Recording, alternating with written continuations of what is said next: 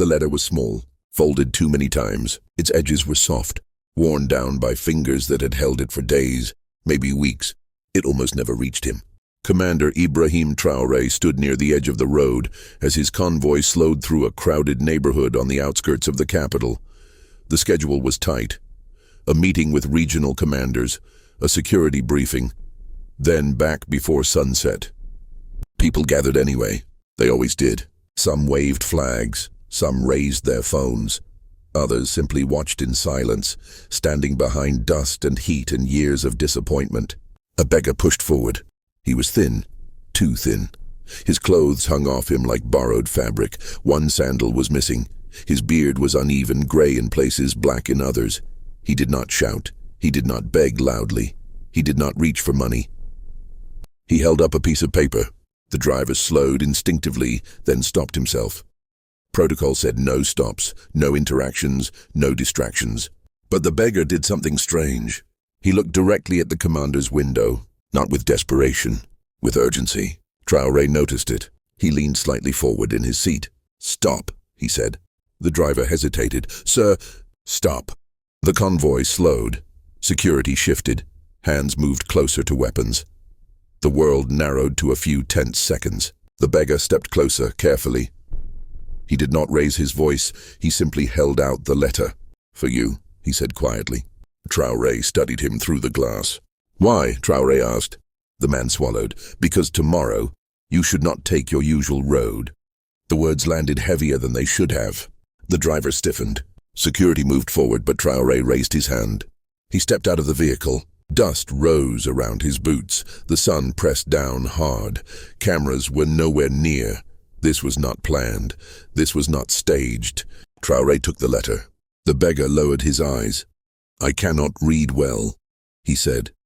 "But my daughter can. She wrote it." "Why give it to me?" Traoré asked. The man hesitated, then said, "Because no one listens to beggars, and because I am afraid." Traoré unfolded the paper. The handwriting was uneven, childlike, but clear. It spoke of trucks moving at night, of children taken from villages along a supply route, of men wearing uniforms who were not soldiers, of a place where crying was punished. At the bottom was a single line.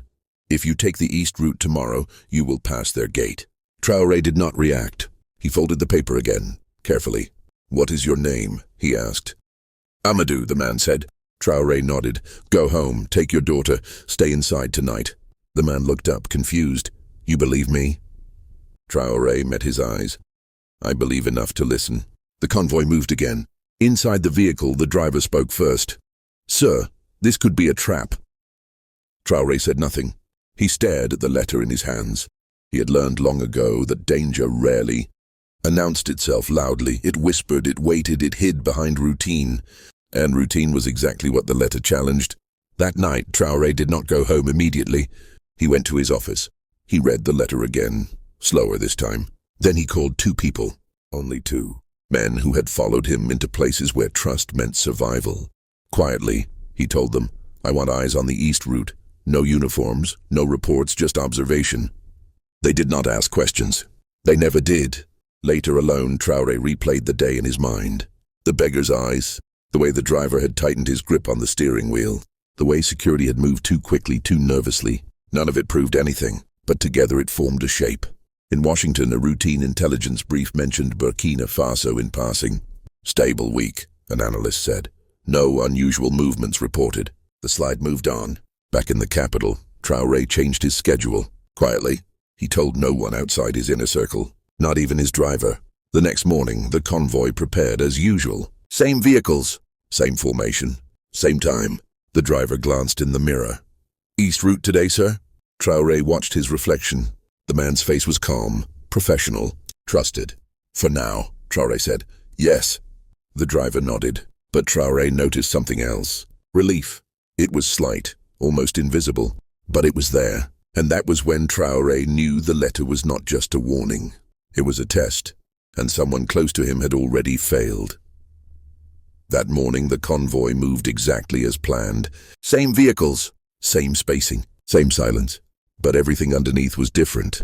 Traoré sat upright, hands resting calmly, eyes watching reflections instead of the road itself.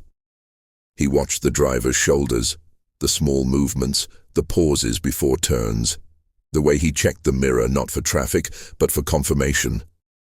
10 kilometers outside the city, Traoré spoke. Take the northern bypass instead. The driver hesitated. It was brief, less than a second. But hesitation at that level was never accidental. Sir, the driver said carefully, the east route is faster. Traoré looked straight ahead. Take the bypass. The driver nodded and turned the wheel. The relief Traoré had seen the day before was gone, replaced now with tension, jaw tight, breathing shallow. That night, the two men Traoré had sent returned separately. What they reported changed everything. Along the east route stood a compound hidden behind agricultural fencing. No signs, no lights visible from the road. But trucks arrived after midnight, unmarked, always escorted, always cleared without inspection. Children were moved, not loudly, not violently, silently. Traoré did not react immediately. He never did. He spent 3 days doing nothing unusual. Meetings, inspections, speeches. The routine continued. The driver relaxed again. Confidence returned. Behind the scenes, a map grew. Phone records, fuel logs, checkpoints that waved vehicles through without logging plates. The pattern was clear. The network ran through people who wore uniforms, people who attended briefings, people who shook hands with Traoré every morning. In Washington, analysts noticed something strange. No public movements, one said, scrolling, but internal chatter has gone quiet. Another leaned forward. That's not calm, that's control. A cable went out to the embassy. Monitor closely. Traoré waited until the network fully exposed itself. Then he acted. The operation began before dawn. Multiple routes, multiple units, no names shared outside sealed orders. When the convoy reached the outer edge of the city, Traoré gave a single word over a secure line. Now. Vehicles surrounded the driver's car, weapons raised. Doors opened, hands forced down. The driver shouted, claimed confusion, claimed loyalty. Traoré stepped out slowly. You were trusted, he said quietly. That was your crime. The driver broke. Raids hit the compound within minutes. No gunfire, no chaos, just precision. Children were found alive, shaken, silent, wrapped in blankets by soldiers who removed their helmets so they would not look frightening. One boy stood apart, barefoot. He was maybe 9. He did not cry. He just stared. Traoré knelt in front of him and removed his own boots. He placed them in front of the child. The boy looked down, then up. They're too big, he whispered. Traoré nodded, but they will protect you until you grow. That image spread, not officially, not through press releases, through phones, through whispers. In Washington, it hit screens hours later. This changes the narrative, an analyst said.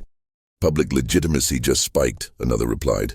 A third added quietly, we underestimated him. Trials moved fast, no exceptions, no deals. Uniforms did not save anyone, rank did not matter. The driver confessed fully, so did others.